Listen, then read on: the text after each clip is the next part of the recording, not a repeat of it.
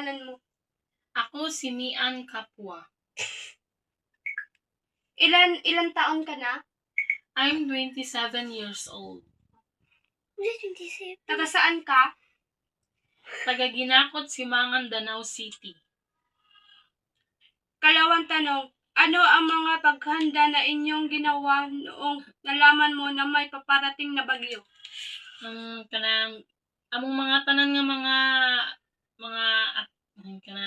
mga gadgets among gipang charge, then ang radio among gi-charge, then kanang ang mga cellphone namo, then namundumig mga tubig daan nga mga limpyo, mga namalik mig mga imnunundaan, then nag grocery mi para bugas pag kanang mga noodles and Ikatlong tanong,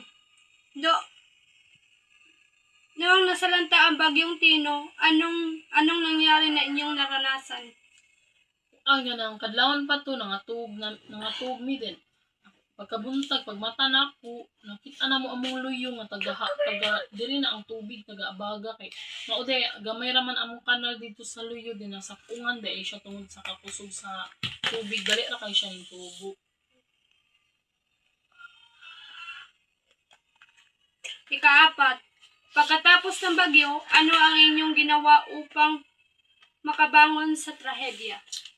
Kanang nagtinabangay mi tanan, kanang tibok na pamilya, nagtinabangay mi sa mga limpyohunon, sa mga buhatonon sa balay aron nga hapsay ug dali ra mga atong mora.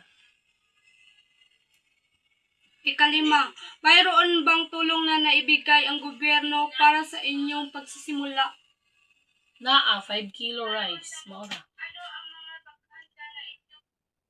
Ika-anim, ano ang mensahe na yung mga nawalan sa buhay at nawalan din ng bahay? Kanang condolences sa tanang mga namatayan sa kinabuhi o wala ko lang masulti ninyo, kanang bangon lang ta, then salig lang sa Ginoo, tanang nahitabo yung plano, maora magamping kanunay.